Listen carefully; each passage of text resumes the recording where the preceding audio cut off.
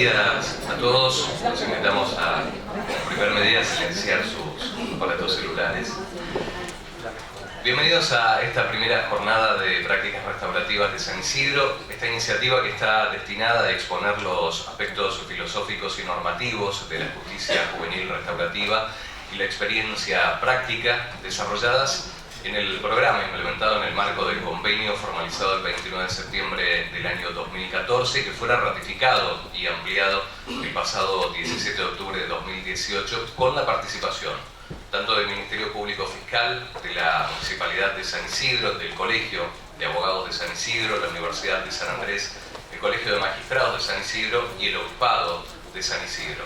Instituciones que han colaborado en la posibilidad de ampliar las respuestas en el sistema de justicia juvenil, estableciendo procesos de coordinación para llevar adelante el desarrollo e implementación del programa de justicia restaurativa en el Departamento Judicial de San Isidro.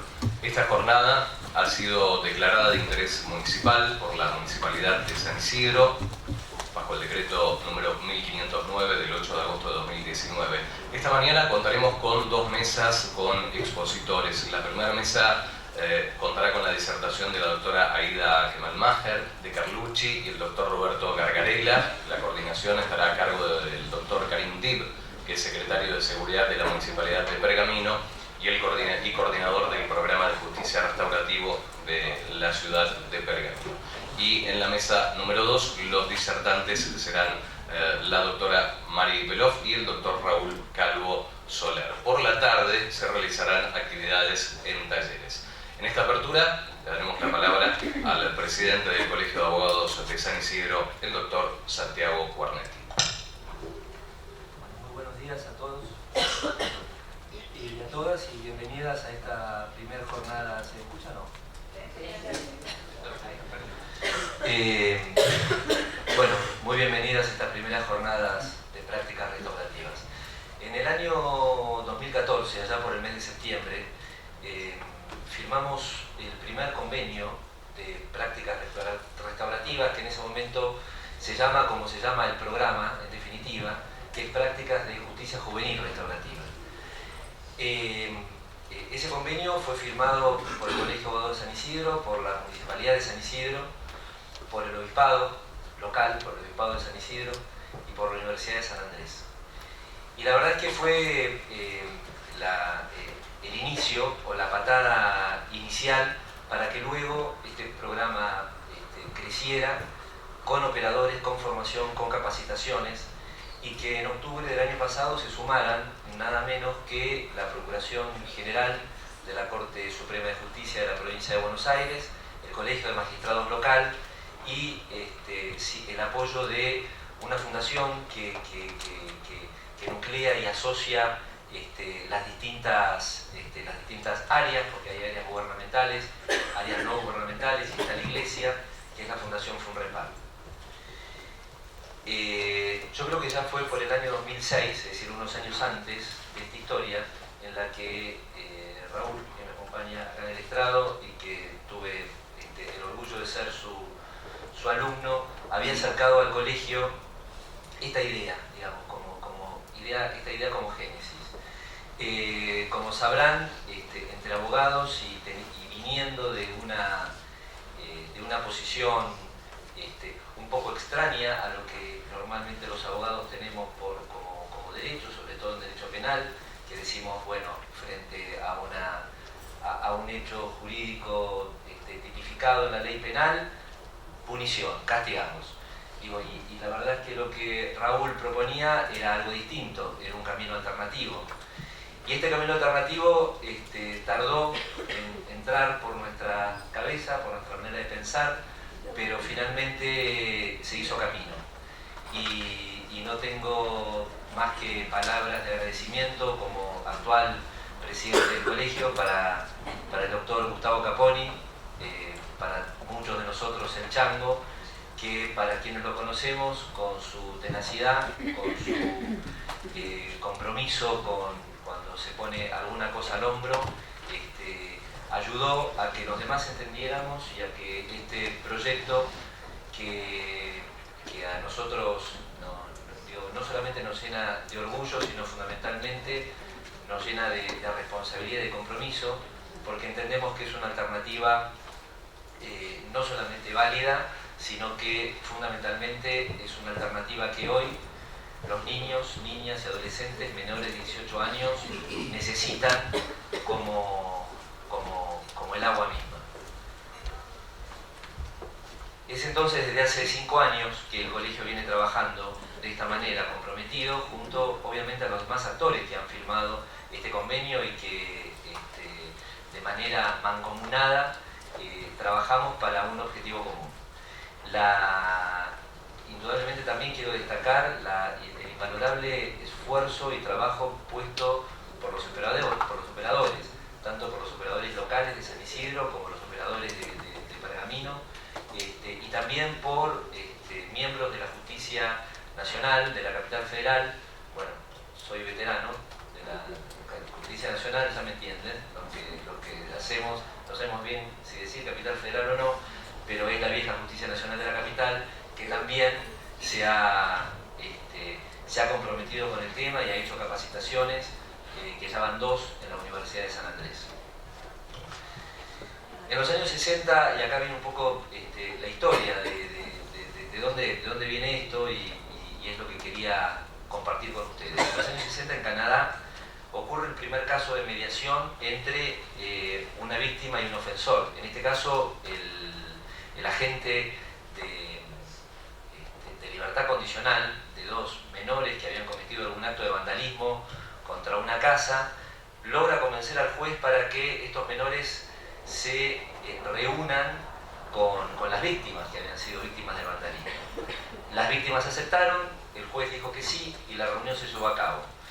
Y esta reunión tuvo mucho éxito, lograron voluntariamente las 2 partes, con la presencia de este agente de libertad condicional canadiense que estaba por otra cosa, pero que decidió asumir este rol, y tuvo repercusión, tanto en la sociedad como en distintas organizaciones no gubernamentales, incluso también con organizaciones estatales y con la Iglesia. Y de tal manera se empezó a trabajar a partir del éxito de solamente de esta reunión y de este acuerdo, procedimientos para poder trabajar de manera sistemática la cuestión.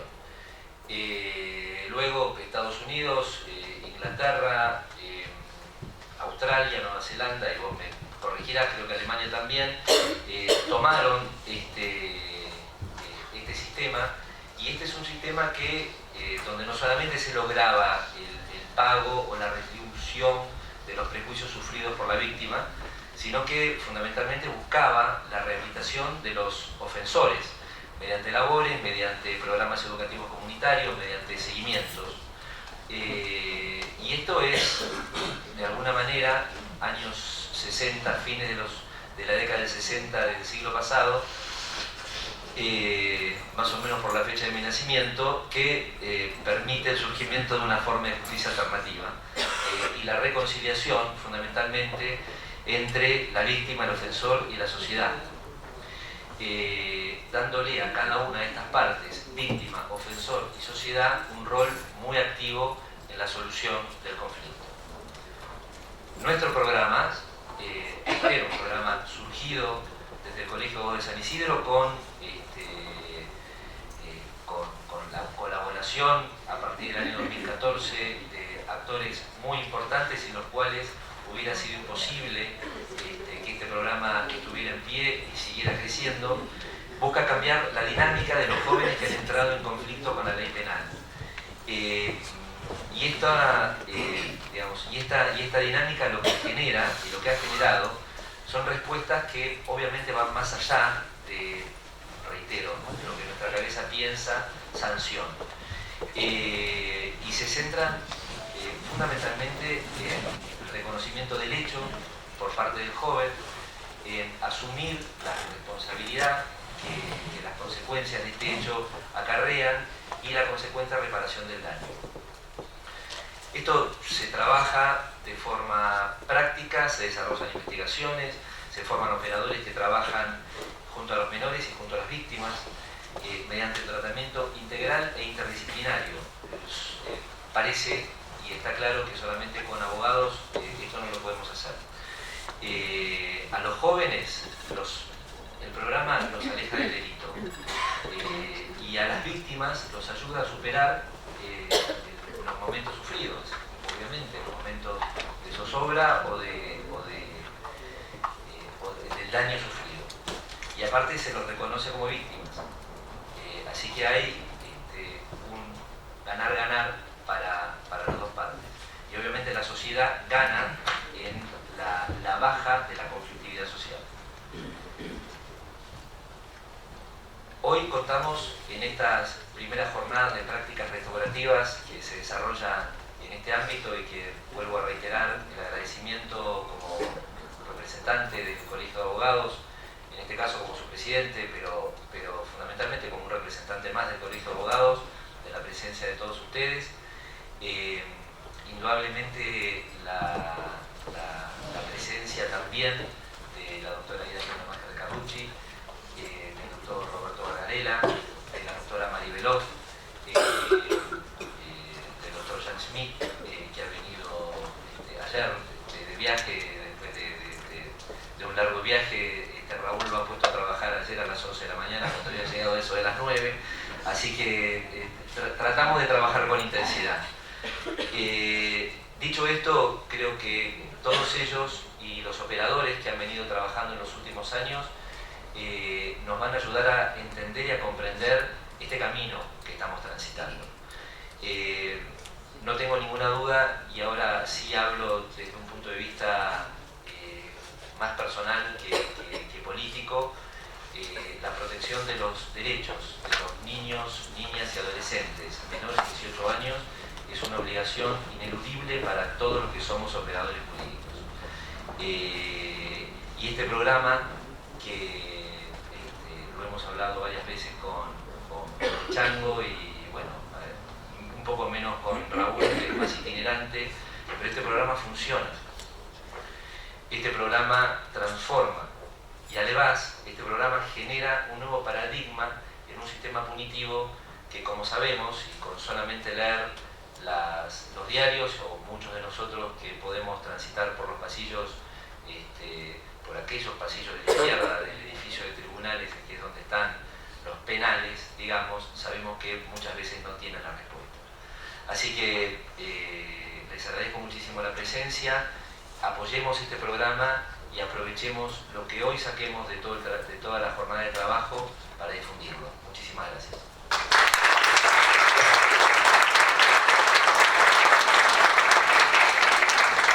Y vamos a compartir también en este momento palabras del doctor Raúl Calvo Soler, que es profesor visitante de Derecho y Criminología en la Universidad de San Andrés y profesor titular en la de Girona. ¿Qué tal? Buenos días a todos. En primer lugar, muchas gracias. La verdad que es una caricia al alma ver lleno esto de gente con la que empezamos hace mucho tiempo, esta batalla, esta lucha, intentar convencer, y siempre es maravilloso. Antes de los agradecimientos, hay una frase, alguien dijo, no sé qué humorista argentino dice esa frase de antes de hablar quisiera decir unas palabras, que me parece maravillosa. Creo que es un excelente ejercicio de creatividad como nunca lo había visto. Pero quisiera decir una palabra, pero el otro día pensaba, no sé si ustedes no sé si en Argentina han pasado un anuncio de televisión donde están cocinando un papá y su mamá y su hija, y la hija le pregunta a su papá, papá, el regalo que te hice el año pasado, ¿lo usas? Que era una tablet. Y el que está cortando una zanahoria dice, ¿cómo no? Y le muestra la tablet, que es donde está cortando la zanahoria. Bueno, yo creo que en realidad algo así nos pasa a nosotros. Nosotros estamos intentando generar una nueva manera de entender, no el derecho penal. Yo creo que lo restaurativo es una pregunta para el derecho en general. ¿Para qué sirve el derecho del siglo XVIII en la sociedad del siglo XXI? Esta es la pregunta. ¿Para qué sirve todo esto? solo, aislado, intentando responder desde un lugar sin conectar con otros ámbitos de conocimiento, sin desarrollar propuestas de respuesta. Entonces, estamos en un discurso intentando regalar tablets y algunos las convierten para cortar la zanahoria, digamos. Entonces, me parece que vamos a tener que insistir un poco más en que la tablet sirve para otra cosa distinta, lo restaurativo sirve para otra cosa distinta, que simplemente, después volveré sobre eso, ser restaurativo no es ser un juez creativo aplicando sanciones, esto es la idea, y que a lo mejor vamos a tener que gritar más para que se nos escuche desde el punto de vista de la filosofía, de lo que hay detrás de esta manera de entender la respuesta del sistema, en nuestro caso, en jóvenes en conflicto con la ley penal. Yo quiero, dicho esto, agradecer enormemente, digamos. Dijo Santiago que soy itinerante, pero yo estoy en casa. Y eso lo siento de una manera profunda, digamos, como que siento que esta es mi casa.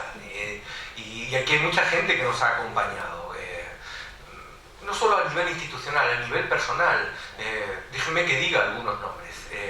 Allá al fondo está María y Alejandra Toimil han sido dos fiscales que le han puesto todo, porque al final ellos se juegan por una manera de entender la respuesta. Y eso yo no puedo nada más que valorarlo. Está Raquel Escorzo, defensora, que también se la juega. Digamos, el doctor Buffone, que un placer enorme. Aquí hay gente que se ha jugado por cambiar las cosas. Para nosotros es más fácil, somos operadores, somos locos, podemos decir, pásennos los chicos que nosotros los cambiamos, pero alguien tiene que tomar la decisión. Y esa decisión la toman ellos, jugándose por una manera diferente de contestar dentro del sistema. Y eso es lo que yo creo que nosotros tenemos que valorar. Tenemos que valorar que hay gente que está dispuesta a jugársela desde un lugar de comodidad, que hay otros que no, y están dispuestos a intentar hacerlo desde otro lugar.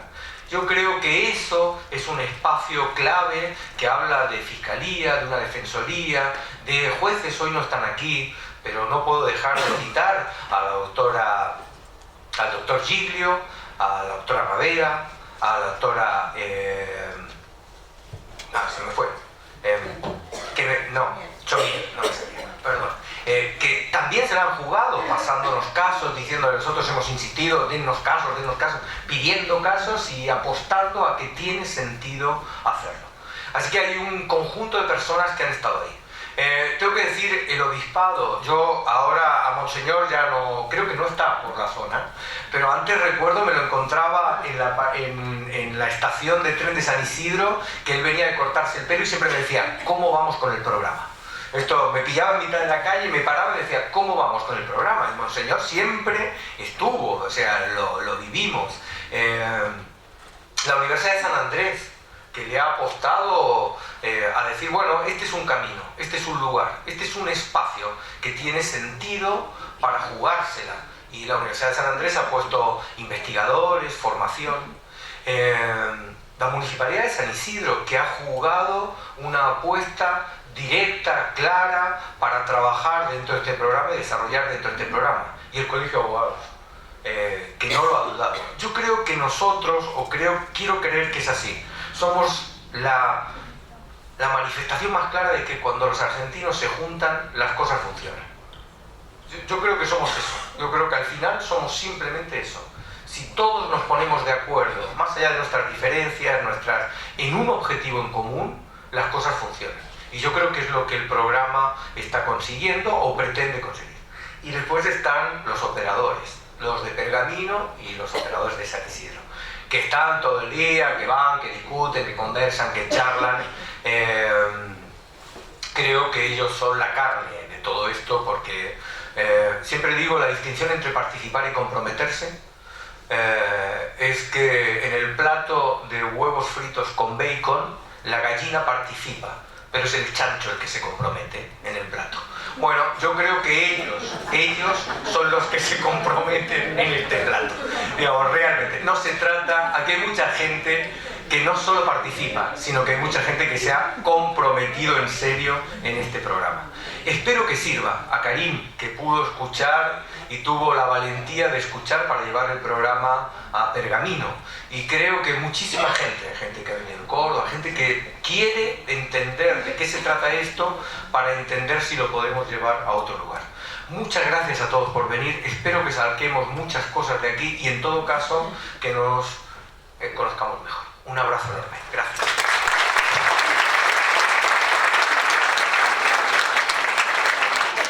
Bien, luego de esta apertura de la primera jornada de prácticas restaurativas de San Isidro, continuaremos con la primera de las dos mesas con expositores de esta mañana, en la cual disertará la doctora Aida Kemmelmacher de Carlucci y el doctor Roberto Gargarella. La coordinación estará a cargo del doctor Karim Dib, secretario de Seguridad de la Municipalidad de Pergamino y coordinador del programa de justicia restaurativa en la ciudad de Pergamino.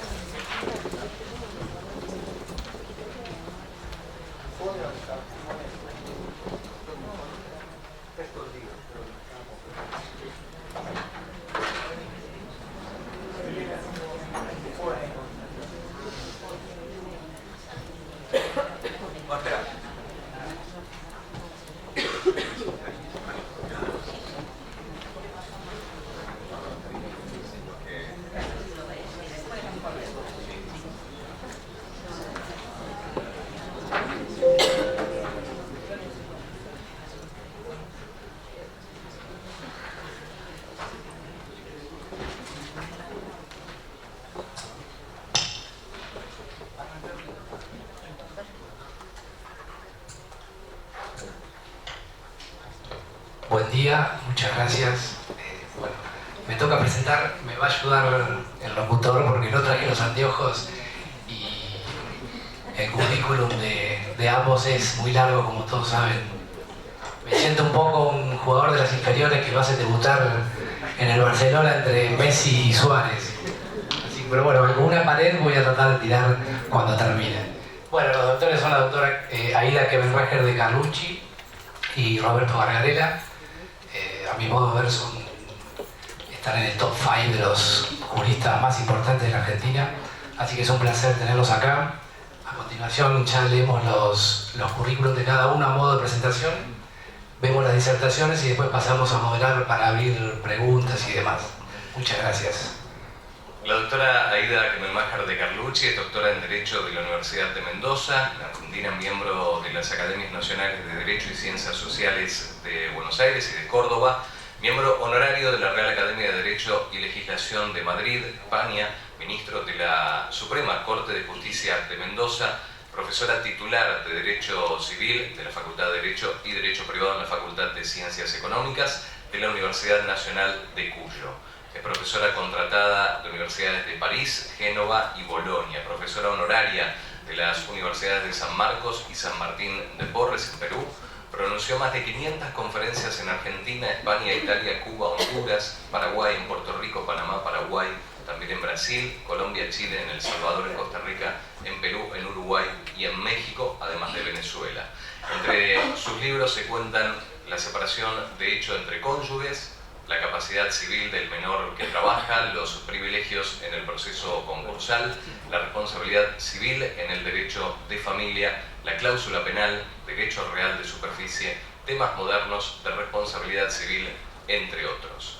Integró las comisiones de reformas del Código Civil argentino en 1992 a 1998, recibió premios del Gobierno de la República Italiana, Premio Honor al Mérito, del Colegio de Registradores de la Propiedad de España, CONEX de Platino en Derecho Civil y en Jueces, Asociación de Mujeres Profesionales, Colegio de Abogados de Morón, Coca-Cola en la Ciencia de las Artes, Congreso de la Nación Argentina, Municipalidad de Mendoza, entre otros. Es integrante del Comité de Ética en las Ciencias y la Tecnología dependiente del Ministerio de Educación de la Nación.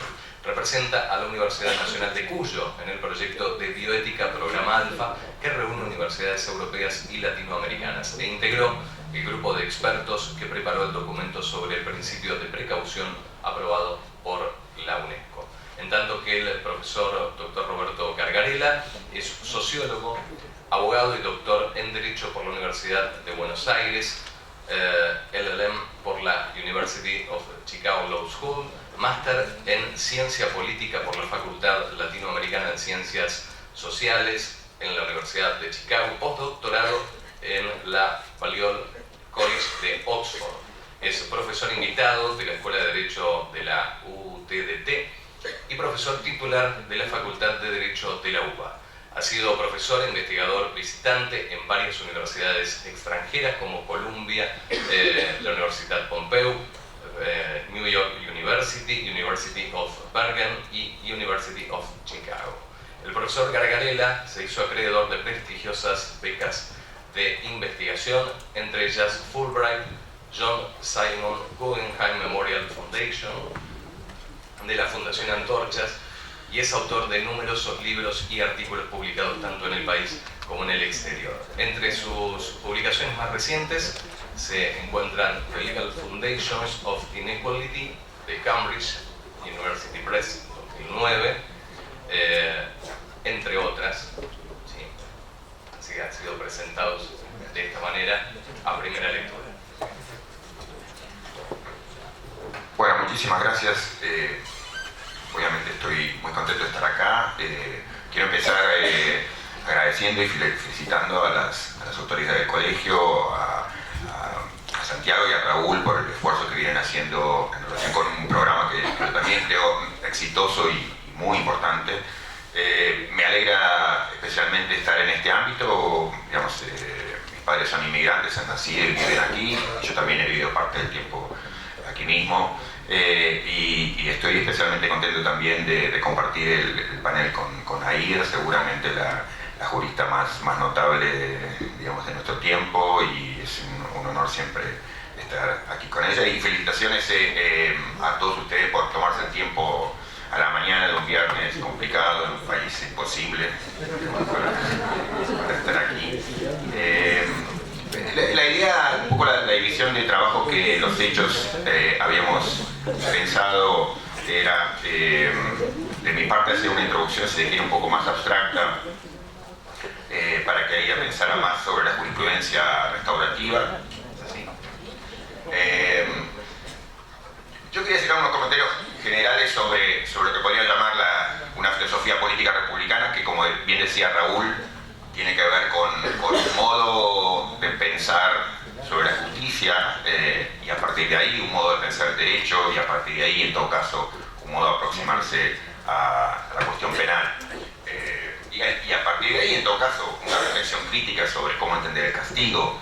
Pero, digamos, ese solo enfoque ya dice algo sobre la resistencia a ver los problemas de ofensas y crímenes como cuestiones que primeramente llaman a el castigo, digamos, hacer una invitación al castigo, ¿no? Digamos, se trata de problemas que trascienden, que deben trascender al ámbito de la justicia penal, que deben trascender a la cuestión, digamos, de castigar o no castigar, o de cuánto castigar, y que, digamos, hace un llamado para que repensemos cómo entendemos el derecho y cómo entendemos la idea de justicia.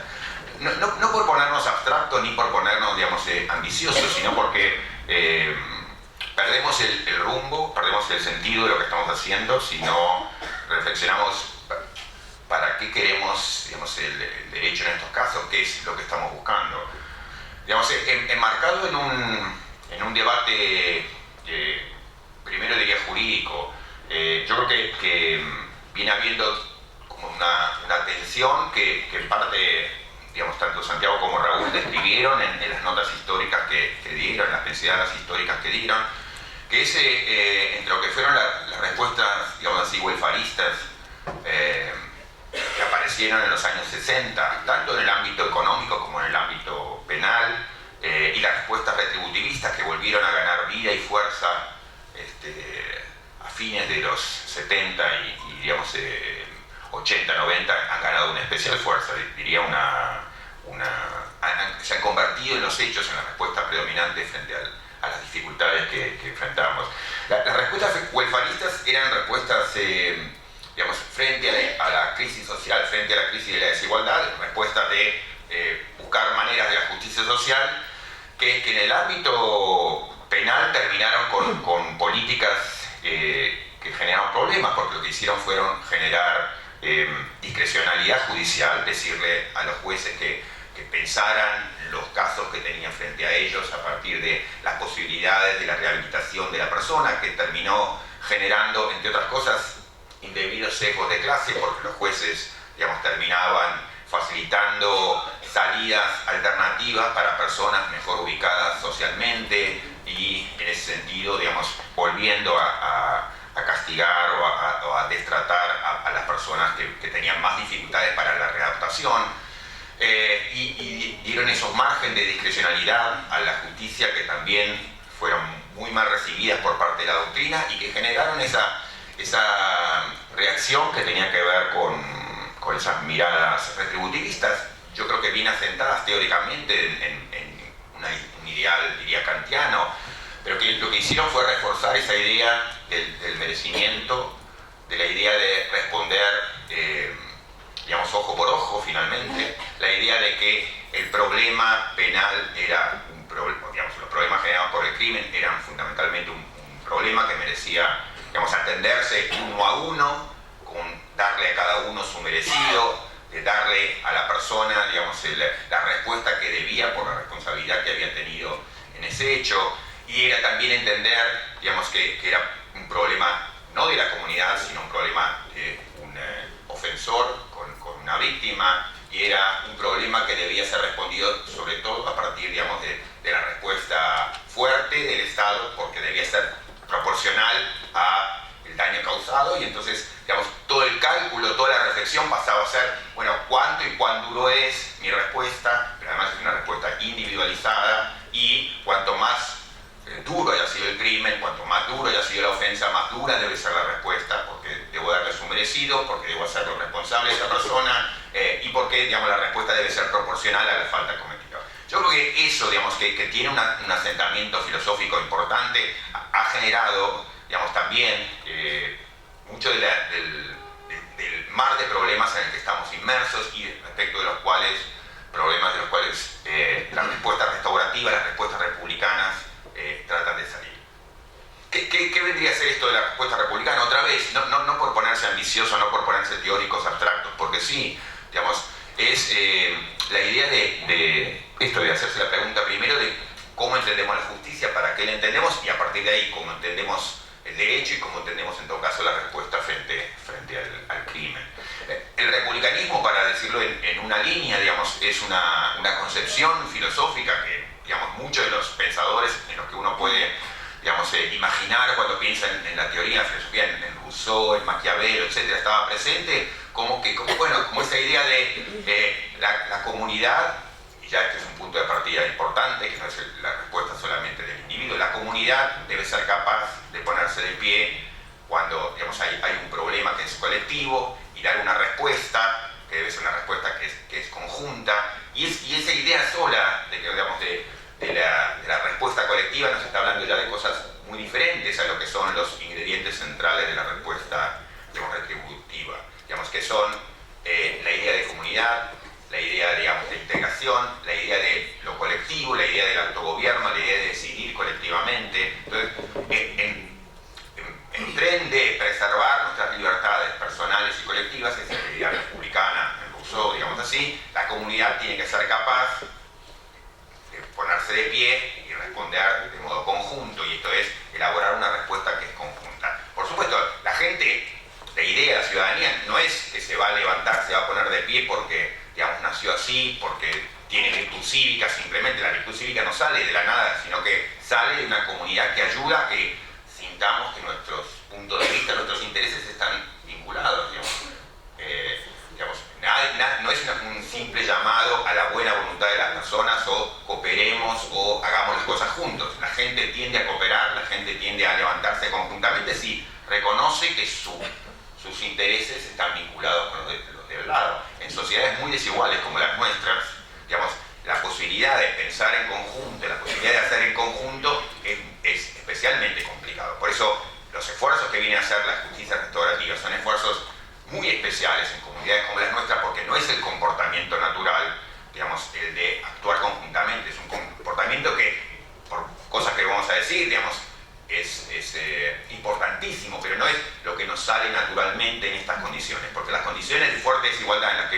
en Argentina y en países vecinos, son condiciones más propias para el sálvese quien pueda, y entonces en ese sálvese quien pueda yo creo que se vienen encajando las respuestas retributivistas, punitivistas en las que nos movemos. Entonces, en el ámbito, digamos, de la justicia en general, la respuesta republicana es una respuesta colectiva, vinculada con el autogobierno, que requiere que la gente tenga la disposición a ponerse de pie conjuntamente, a responder colectivamente. Eso implica pensar en vínculos, pensar en cómo reforzar los lazos entre las personas, y eso ya nos da un menú de elementos que empiezan a redefinir, digamos, cómo pensar la organización social, cómo pensar las cuestiones de justicia y cómo pensar el derecho.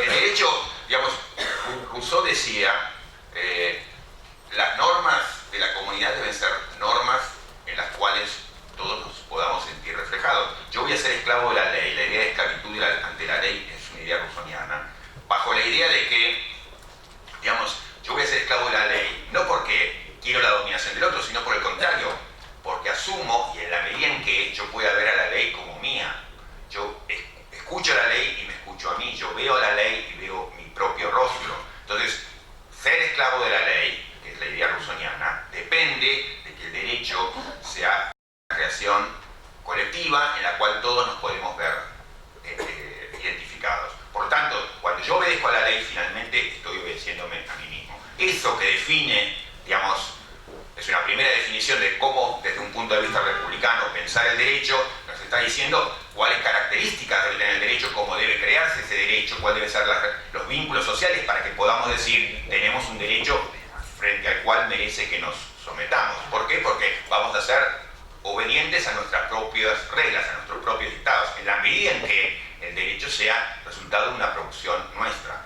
Otra vez, simplemente para hacer el gran contraste, las sociedades en las que vivimos tendemos a ver al derecho como algo completamente ajeno a nosotros y, como diría otro autor, digamos, contemporáneo, en este caso republicano, Anthony Duff, digamos, cuando escuchamos al derecho, escuchamos una voz que no entendemos, con la que no nos podemos identificar, una voz que muchas veces no entendemos ni siquiera, digamos, el lenguaje en el que habla, una voz que es oscura y una voz que nos es ajena. ¿Por qué? Porque tiende a pensar o priorizar problemas que no necesariamente son los nuestros, deja un montón de problemas de lado, y, digamos, es un modo de pensar el derecho que no tiene que ver, no lo podemos ver, nos cuesta entenderlo como producto de una creación colectiva. Entonces, el republicanismo, punto uno, digamos, como creación colectiva, lo que nos pide es esto, la sociedad fuerte en los vínculos, asentada, digamos, en relaciones personales,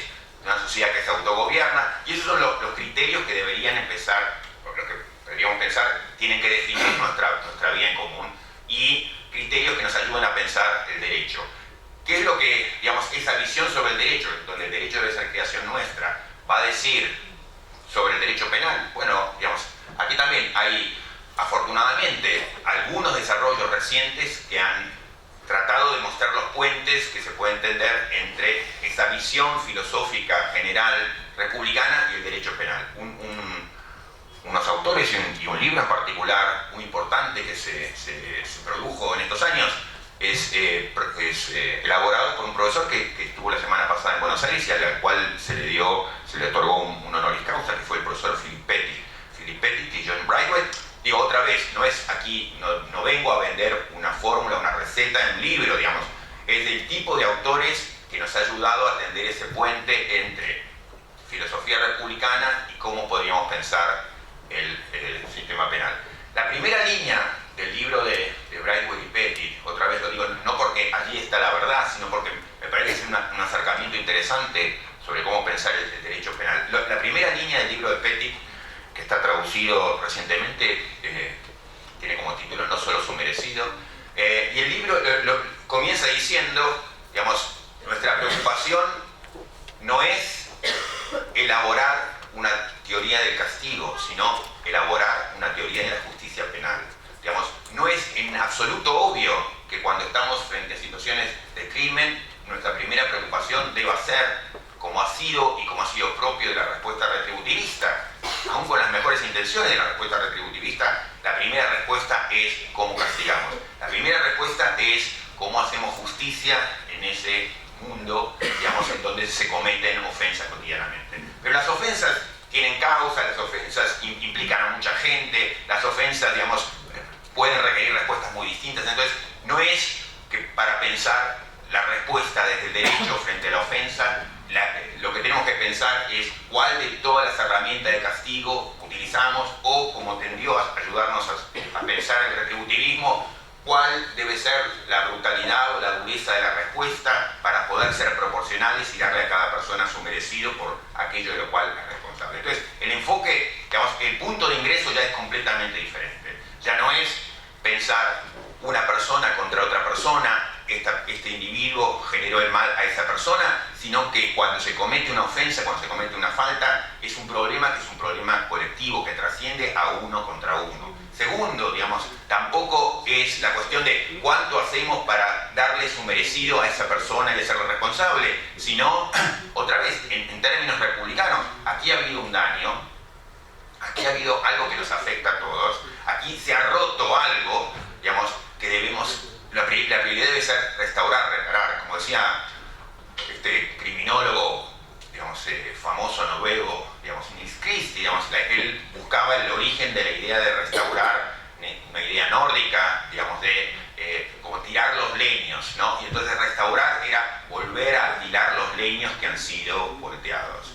Y como también decía Christie, como también aparece, digamos, es la segunda cita importante que aparece en el libro de Philip Pettit y Brightwell, la idea de, citando a Christie, tomar el crimen como una oportunidad para comenzar un diálogo. No desde el punto de vista de la ingenuidad, de, bueno, el otro ha cometido una falta grave y nosotros vamos a hacer el acercamiento, digamos, ingenuo a esa. No, sino es un acercamiento, yo diría, mucho más serio, que es, otra vez, reconocer que el problema que se ha causado trasciende al uno a uno, a la persona contra la persona, es un problema que se ha dañado algo, se han tirado abajo algo que nos parecía importante. Entonces, ¿cómo reparamos eso? ¿Cómo restauramos los vínculos y cómo reintegramos a esa persona?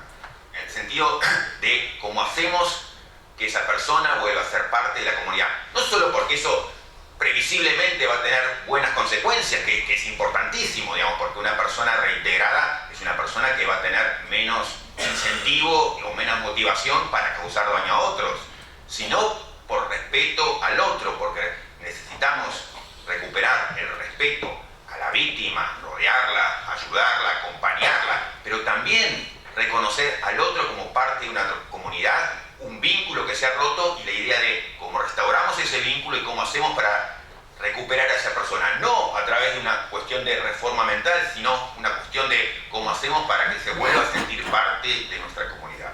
Lo que necesitamos es que esa persona, la prioridad, no es lo único que necesitamos hacer, o lo único importante, pero la prioridad es que esa persona reconozca que ha causado un daño indebido y que ha habido vínculos y relaciones que han sido rotas y que necesitamos reparar. Entonces, la primera motivación es recuperar, restaurar, reintegrar. Fíjense, digamos, cuán infinitamente diferente es este paradigma, el paradigma retributivista tradicional, cuya respuesta es castigo y exclusión. Las maneras habituales de la respuesta en todas las áreas del castigo, y yo diría, aún insólitamente en el ámbito de la justicia penal juvenil, tienen que ver con la exclusión.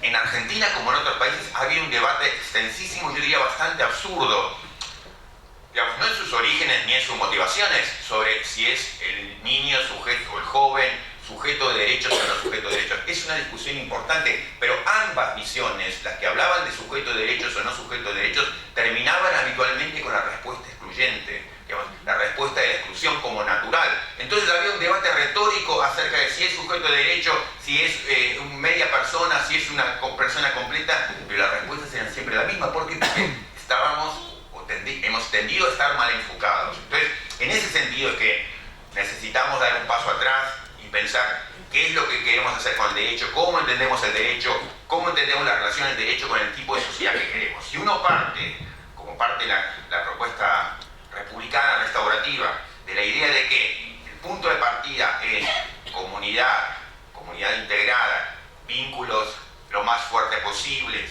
digamos, relaciones sólidas entre las personas, entonces la falta que se comete grave, es una falta que es hacia todos, es un problema que es colectivo, es un problema que trasciende a una persona, y la cuestión no es excluirlo, porque entre otras cosas, aunque no sea el único elemento a tener en cuenta, esa persona que es excluida, digamos, nosotros, digo, no es por eso que no debemos excluir, pero también es por eso, no debemos excluir porque nuestro punto de partida es estemos todos formando parte de la misma comunidad, recuperarnos a todos como miembros plenos de nuestra sociedad, cuando esa es una sociedad que permanentemente excluye. Pero además, digamos, cuando nosotros como respuesta a todos, y en particular yo diría al joven, que es el que más necesitamos, digamos, que sea un pilar que vamos construyendo colectivamente como nos construimos todos colectivamente, lo excluimos, esa persona, estamos nosotros contribuyendo a crear,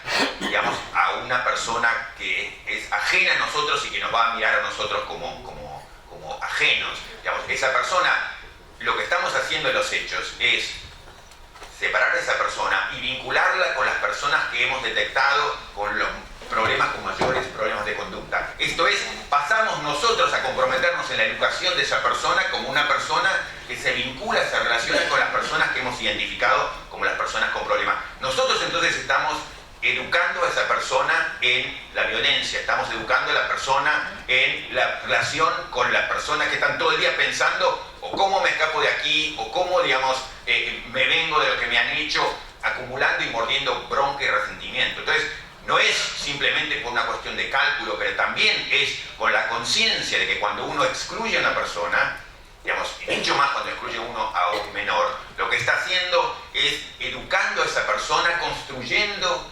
comprometiéndose en los hechos, cerrando los ojos a lo que hace y al mismo tiempo generando consecuencias prácticas espantosas, que es la educación de esa persona en el vínculo con los individuos que hemos identificado como los individuos con mayores problemas de conducta. O sea, nosotros pasamos a ser responsables de los males que esa persona seguramente nos hará en el futuro, por el resentimiento que generará, por la exclusión y por el tipo de vínculos que le hemos hecho. Hemos educado a esa persona en esa.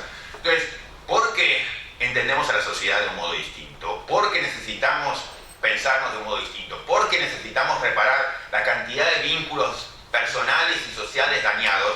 El enfoque debe ser otro. Digamos, nos debe interesar la integración, no desde la mera solidaridad cristiana, que también puede perfectamente ser válida, pero necesitamos la reintegración porque necesitamos mutuamente, porque necesitamos que las decisiones que tomamos sean reflejo de lo que nosotros acordamos, y porque además las consecuencias de separar, como hemos estado haciendo siempre, bajo retóricas distintas, son consecuencias inaceptables, además, pero no solamente por eso. 2 o 3 puntos más y termino. Uno es, para mí, una nota, digamos, muy central en la visión republicana, digamos, es la de comunidad, y la otra es la de, yo diría, de democracia, de creación colectiva. Digo alguna cosa sobre democracia que me parece un punto especialmente importante. La idea, digamos, cuando uno tiene un acercamiento republicano, yo diría democrático, al derecho en general, es, como les decía, la primera idea es el derecho debe ser resultado de una construcción entre todos. ¿Por qué? Porque necesitamos que las normas que se aplican, querramos nosotros que se apliquen porque nos sentimos identificados con ellas. Y eso requiere que de un modo u otro estemos involucrados en esa creación del derecho para que podamos sentir que esas normas son nuestras. Ahora, notablemente, para todos los discursos en el derecho en general, y yo diría insólitamente en el derecho penal en particular, cada vez que uno establece un puente o hace una conexión entre el cable del derecho penal y el cable de la democracia, digamos, hay un estallido que genera reacciones insólitas, aún en las personas de mejores intenciones y más, yo diría, de avanzado, de pensamiento más progresista en el ámbito penal. Hay una tremenda hostilidad a la cuestión democrática. Y yo creo, y eso creo que el republicanismo nos puede ayudar a pensar mejor sobre eso, es porque venimos pensando muy mal sobre cómo entendemos justicia y democracia. Yo entiendo democracia en un sentido muy republicano, que creo que es el que, para mí, el que merece entenderse, que es, democracia tiene que ver con decisiones inclusivas, deliberadas, discutidas. Quiere decir, si nosotros estamos en un ámbito, digamos, que estamos en un seminario no sé, pongamos, lo estamos haciendo en el medio del campo, o nos juntamos cada tanto, o nos juntamos a discutir, a hacer un curso juntos. Digamos, bueno, tiene sentido que sobre las reglas básicas de nuestra organización, por ejemplo, ¿se puede fumar o no durante el encuentro? ¿Hacemos un corte en el medio? ¿Qué días vamos a hacer estos encuentros? No, bueno, no lo hagan el sábado porque yo quiero estar con mi familia, no lo hagan a la mañana porque estoy con mis hijos. No. Bueno, las chances de que tomemos una decisión respetuosa desde el punto de vista de todos aumentan cuando todos los involucrados intervenimos en esa discusión. Esto dan notas fundamentales sobre cómo pensar democracia, que tienen que ver con inclusión, que tienen que ver con discusión. Cuanto menos haya de eso, porque hay gente que no participa de la discusión, o no le hemos permitido que participe de la discusión, o no hemos debatido suficientemente, más chances hay de que la decisión que tomemos sea impropia o que una decisión que no nos guste finalmente porque no representa los intereses desde el punto de vista de todo. Por supuesto, en una sociedad plural, en una sociedad de millones de personas, esto es simplemente un ideal regulativo que nos ayuda a pensar hacia dónde ir. Pero hacia dónde ir me permite decir que cuanto menos haya de inclusión y de discusión, más chances hay de que la decisión no sea apropiadamente imparcial, que no trate debidamente a todos. Bueno, dicho esto, yo creo que podemos empezar a transitar mejor. O sea, con esta idea muy, muy básica de democracia, donde democracia tiene que ver con inclusión, tiene que ver con debate, con discusión, yo creo que estamos mucho mejor pertrechados para entrar en esta discusión. Yo creo que la tremenda hostilidad que desde el derecho penal en general hay sobre las respuestas colectivas, democráticas, tienen que ver con la idea del populismo punitivista, que es asociar democracia con lo que mucha gente dice a los gritos después de un crimen. Por supuesto que cuando se produce un crimen en el barrio nos ponen un micrófono en la boca y todos estamos tentados de decir mátenlo, arrasen con esa persona, es horrible, digamos, esto es inaceptable. Pero tenemos ya la prueba empírica, aún en Argentina, muy estable, de que esas mismas personas que tienen una respuesta, digamos, a lo mejor masiva, hacen una marcha a los gritos. Primero, las víctimas no son toda la sociedad. Segundo, necesitamos, como habíamos dicho, condiciones que nos permitan discutir, pensar, informarnos, ver lo que piensa y que piensa diferente. Las mismas personas, insisto, hay mucho data sobre eso en Argentina y en otros países, pero también en Argentina, la misma persona que tiene una respuesta violenta, agresiva, en masa frente al crimen, esa misma persona sentada en un jurado en donde tiene la obligación de escuchar a una parte y a la otra, en donde tiene la obligación de informarse, en donde está comprometido con su nombre, en donde tiene que mirar a los ojos a la persona que va a condenar, esa misma persona toma una decisión más parsimoniosa que el juez profesional. Eso es extraordinario, es una prueba viviente, digamos, de lo que estaba tratando de decir, que si a mí me dicen la respuesta inmediata, colectiva, en masa, a los gritos, digamos, después del crimen, todos somos bestiales. Pero tiene que ver con el procedimiento y con las reglas que nos rodean. Esas mismas personas situadas en un ámbito, en un procedimiento que me obliga a leer, me obliga a pensar, me obliga a contrastar información, me obliga a mirar a los ojos a la persona con la que voy a sentenciar, digamos, mi respuesta es completamente distinta. El mismo tipo que estaba gritando, la misma persona que gritaba violencia, pasa a tomar decisiones más parsimoniosas en general. Entonces, ese para mí es clave. Entonces, democracia, digamos, no debe ser asociado como toda la teoría penal contemporánea, o buena parte de la teoría penal contemporánea en Argentina y alrededores, no debe ser asociada democracia con hiperpunitivismo, con populismo penal, con punitivismo, con más penas y más duras. En absoluto, tiende a ser más bien lo contrario si las condiciones del procedimiento está organizado de un modo diferente. Entonces, yo creo que eso, que la respuesta que tiende a dar la doctrina contemporánea en términos de cuál debe ser la relación del derecho penal con digamos, la ciudadanía, cómo se crea el derecho penal, cómo se piensa el derecho penal, hoy oscila y sigue oscilando entre una respuesta elitista, esto es, el derecho debe estar en manos de los más expertos, el derecho debe estar en manos de los más técnicos, el derecho debe estar en manos de los superprofesionales, porque son los únicos que entienden de esto y los otros están contaminados. O la respuesta elitista o la respuesta populista. Ambas son respuestas inaceptables. Digamos, el derecho debe ser otra cosa, puede ser otra cosa, y una teoría como la teoría republicana nos ayuda a pensar que puede perfectamente ser otra cosa y quedarnos todos fascinados con el tipo de respuesta que podemos dar. Una respuesta que no es inclusiva, que no está reservada a los técnicos y que tampoco es el populismo de los gritos del gran número, porque no es una cuestión de gran número para decir es democrático. Democrático tiene que ver con otra cosa. Democrático tiene que ver con procesos de discusión en donde todos intervienen dando su punto de vista. Cuando el derecho penal, además, queda en manos de un grupo de personas, que por las condiciones en cuanto a cómo se crea el derecho penal, cómo se aplica el derecho penal, cómo se genera la sentencia penal, cuando todo ese proceso queda en manos de unos pocos que tienen componentes sociales muy reconocibles sociológicamente, en términos de género, en términos de clase social, en términos de pertenencia, en términos de vínculos, el derecho comienza a tomar el tipo de sesgos que desconocemos.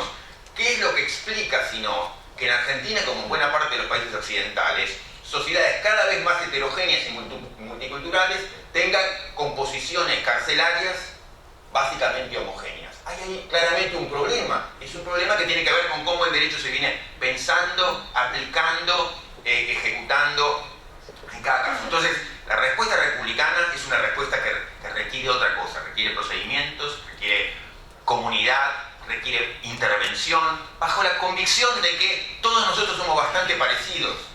No están los genios o los atorrantes, somos todos bastante parecidos dependiendo de las condiciones y los procedimientos en los que estamos situados. La confianza democrática requiere eso. No, otra vez, no a partir de la ingenuidad, sino a partir de que no queremos más un derecho penal con los sesgos tremendos que tienen, que llevan al tipo de, digamos, de exclusión y sesgo de clases sociales, de todo tipo, que vemos en la aplicación del derecho cotidianamente. Entonces eso, yo voy terminando, digamos, una reivindicación de una teoría republicana que ayuda a pensar a la sociedad en general y al derecho en particular, y al derecho penal en particular, con otros parámetros, que tienen que ver con ideas de comunidad, de integración, de restauración, de reparación, de remedio, de reconciliación. Otra vez, no como un programa desde la ingenuidad, sino con un programa, digamos, desde el compromiso con que vivimos en una sociedad de personas idénticas, iguales en cuanto a su dignidad moral. Todos tenemos el mismo derecho de participar en la creación, aplicación del derecho que luego se va a aplicar sobre nosotros. Cuando está en juego cómo se distribuye el dinero o cómo se ejerce el poder coercitivo, más necesitamos, y no menos, más necesitamos de respuestas que son colectivas, que son decididas, digamos, entre todos, y hay procedimientos que nos permiten hacerlo. O sea, la idea de que, bueno, no, porque estamos en una sociedad de millones de personas y no se puede, digamos, ojalá se pudiera, hay posibilidades de tomar decisiones políticas de modos más inclusivos y deliberativos, hay posibilidad de tomar decisiones penales, hay posibilidad de crear el derecho penal de otros modos. Entonces, hoy estamos encerrados en dos infiernos, o el infierno del elitismo penal o la alternativa inaceptable del populismo penal. Una visión republicana, democrática, digamos, muestra que hay caminos que son interesantes, que son decentes, que son respetuosos para todos. Entonces, bueno, mis 5 centavos en la discusión pasan por ahí. Creo que tenemos una sólida, milenaria teorías en las cuales apoyarnos. Hay cantidad de textos que nos ayudan a pensar cómo tender esos puentes entre teoría digamos, republicana, restaurativa y derecho penal. Y hay ahora, digamos, y estas prácticas que desde aquí mismo se impulsan, hay ejemplos que simplemente ayudan a ratificar que lo que parecía una utopía de ingenuos, digamos, es absolutamente posible, pero no simplemente por el hecho heroico de las personas, sino porque, digamos, se puede transitar caminos sensatos que son asequibles, que son interesantes, que son más respetuosos de la igual dignidad de cada uno. Bueno.